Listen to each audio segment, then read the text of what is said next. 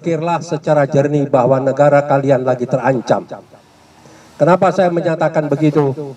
Karena lahirnya Majelis Penderitaan Rakyat itu adalah sudah sesuatu tanda-tanda bahwa Majelis Permusyawaratan Rakyat hampir mandul, termasuk Dewan Perwakilan Rakyat yang mandul dan dimandulkan.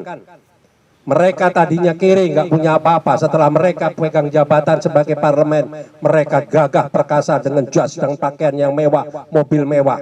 Karena apa? Setorannya sudah, pengeluarannya sudah balik semua. Apa yang dibuat kepada negara ini? Nol besar. Kalau kita bicara toleransi, saya paling maaf ya, paling jijik bicara toleransi. Toleransi apa? Tanah, bumi, hasil alam habis masih mau bicara toleransi. Toleransi apa yang dituntut lagi sekarang? Toleransi apa? Apakah pribumi harus habis, dihanguskan? Tolong jangan berpikir kalau kita berjuang, umat Islam bersuara keras, ini adalah umat Islam selalu tidak bisa tenang. Tidak, karena umat Islam memang selalu ada di garda terdepan. Mari non-Islam yang akan berjuang bersama-sama, buktikan akan bersama dengan kita semuanya, berjuang demi menyelamatkan negara dan bangsa. Ini bukan main-main, ya. PPKM diadakan, berkepanjangan, diperpanjang, tapi tenaga kerja asing dibiarkan masuk. Kenapa sih kok cuman LBP aja nggak ada yang berani? Apa sih kelebihannya LBP? LBP nggak ada apa-apanya, kosong di mata saya kok. Maaf ini ya, bukan saya arogan atau saya mau ini, tidak. Saya tidak peduli lagi kok. Apa sekarang? Seorang menteri bisa menguasai seluruh tugas dan jabatan, berarti kabinet yang lain mandul. Memang sengaja dipasang orang-orang mandul semuanya. Contoh seperti Menteri Kesehatan Dr. Terawan. Kenapa begitu berbeda pendapat langsung disingkirkan? Dan kenapa penggantinya tidak lebih hebat dari Dr. Terawan? Karena Dr. Terawan adalah orang yang punya pengalaman dan pernah mengeluarkan satu metode stem cell yang pasiennya orang-orang kaya, orang-orang besar, orang-orang pejabat tinggi dengan biaya tinggi, berarti dia tidak mau resiko, tapi yang lainnya mengandung resiko. Ini semua hanya siasat, di mana ada perampokan yang sebelum dilakukan sudah dibuat payung hukumnya. Ini negara mau jadi dibawa kemana? Kadran-kadrun, saya kadrun terbesar di Indonesia. Ya, orang tua saya berjasa memberikan gedung proklamasi 56 untuk fakta proklamasi, bukan rampok. Jadi kita jangan mau terpengaruh. Kadrun tidak pernah merampok, kadrun tidak pernah merampok duit negara, tidak pernah korupsi, tidak pernah mengkhianat, tidak pernah menjual anak bangsa. Siapa yang menjual anak bangsa? Silahkan datang ke Glodok, silahkan datang ke Mangga Besar, silahkan datang ke kota. Semua siapa yang dijadikan pelacur, siapa yang dijadikan tukang masas, siapa yang dijual, siapa semua, siapa yang menjual. Clear semuanya. Kenapa kok sekarang harus ada di stigmatisasi oleh si buzzer-buzzer binatang bayaran-bayaran ini? Ini tidak boleh kita biarkan. Hanya 3-4 orang, tapi bisa mengacau, memporak-porandakan negara ini. Sampah peradaban orang-orang ini tidak bisa dibiarkan. Jadi saya selalu mendukung. Waktu Babe Aldo datang pada saya, dia menceritakan jalan Anda dengan versi yang berbeda. Kita butuh skoci-skoci, kita butuh kesadaran semua. Hari ini saya bicara untuk media. Berkali-kali setiap saya jumpa pers, tolong media proporsional, kemas berita. Saya mau tanya, kalau kita diam, kita sudah diberangus, kita sudah ditahan, terus kalian mau dijadikan apa? Mau diangkat? Mau dikasih jabatan? Enggak, kalian akan dihabisi. Mau bangsa apa saja, mau agama apa saja, termasuk Pak Pendeta, jangan diam, jangan menyerah Pak.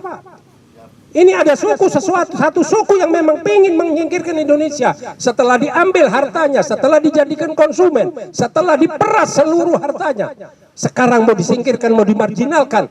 Ini tidak boleh kita diamkan. Apa yang dilakukan oleh pemerintah? Hanya cuma bagi-bagi. Mana presiden kok levelnya bagi-bagi makanan, dilempar-lempar sama begini doang? Nggak ada menteri, nggak ada yang bisa ditugaskan.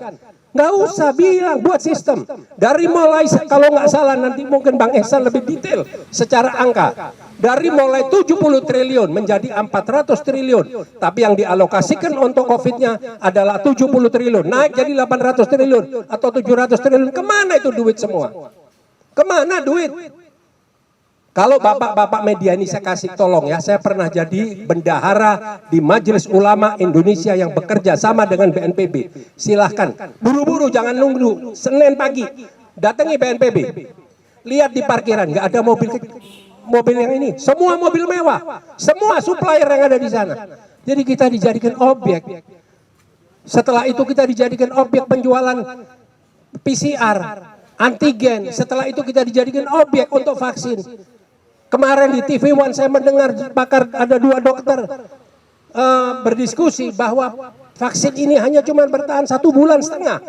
Kenapa ada vaksin yang kedua? Agar bisa berjalan 3 bulan. Kenapa ada booster? Agar berjalan 6 bulan. Loh, ini apa ini?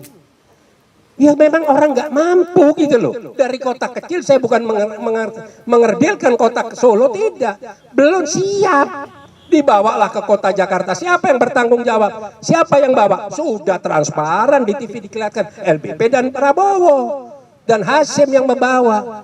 Dibawalah ke sini, dipaksakan, dijegel-jegelin jadi gubernur, dipaksakan lagi jadi RI 1, didukung lagi dengan segala kecurangannya maju ke periode kedua. Sekarang mau diperpanjang karena kontraknya, dealnya belum selesai sama China komunis.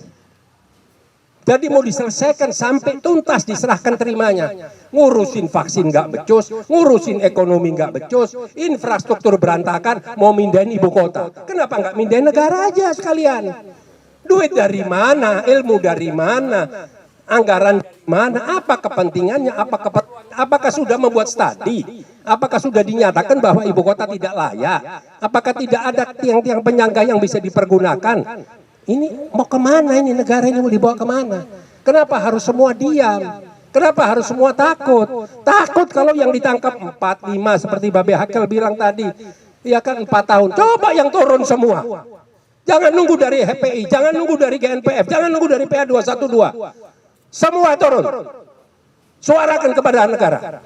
Secara konstitusional, jaga protokol kesehatan. Supaya jelas mau dibawa kemana ini semua. Belum lagi sekarang sudah mulai terjadi kolaborasi mau memperpanjang jabatan. Tamat kita, habis.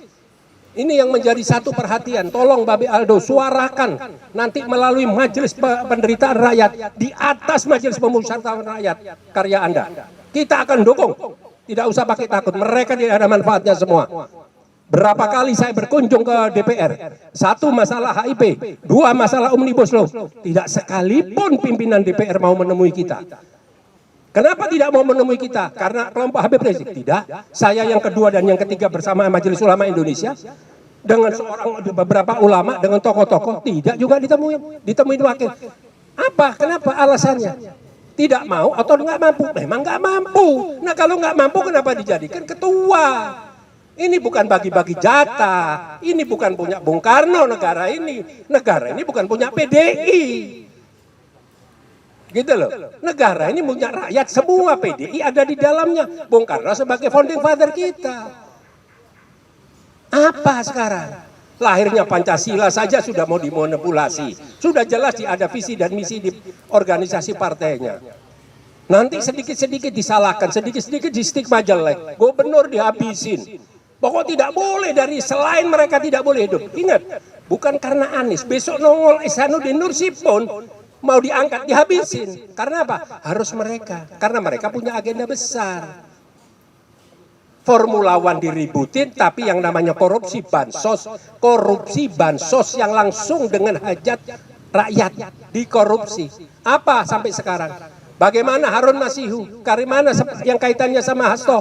Nggak ada yang berkelanjutan. Nah, jadi itulah ya, mungkin saya terlalu berapi-api, karena kalau saya nanti tidak berapi-api, saya pasti ditegur nanti sama teman-teman saya yang samping kanan kiri. Karena sebentar lagi pasti tonasinya lebih tinggi, Bang Ihsan ini pasti lebih tinggi. Karena apa? Bukan dia hanya vokal, dia sudah tidak tahan lagi. Mereka tahu data, jadi jangan dianggap rakyat ini, mereka tokoh-tokoh ini nggak ngerti. Mereka punya data. Mereka tahu semua di mana kesalahan-kesalahan ini ada. Nah, bagaimana kasus tentang Habib Rizik dan kawan-kawan? Masa cuman karena salah persepsi menyatakan ini sehat terus ditahan sampai 4 tahun? Di mana naluri aparat hukum? Kenapa Joko Chandra dari 10 tahun di drop jadi 4 tahun? Kenapa Pinangki juga demikian? Itu ya sama. Bagaimana dengan yang namanya Haji Munarman? Salah apa Haji Munarman? Haji Munarman itu adalah tim suksesnya Prabowo. Berarti Prabowo teroris dong berketemu dengan Munarman. Kenapa Prabowo bisa masuk kabinet sekarang? Kalau dibilang kita ini ada perbedaan begini, enggak. Prabowo itu yang kita angkat, yang kita dukung, kita junjung di atas kepala. Kita kumpulin duit dari rakyat, dari masyarakat berkarung-karung. Sembayang juga enggak kok. Adiknya misionaris. Enggak ada, kita bukan itu. Kita pingin adanya pergantian presiden karena kita menganggap presiden kurang layak untuk mensejahterakan rakyat, untuk berbuat pada negara. Tidak punya konsep, semuanya dadakan. Nah inilah yang harus kita tidak bisa tinggal diam. Apakah kita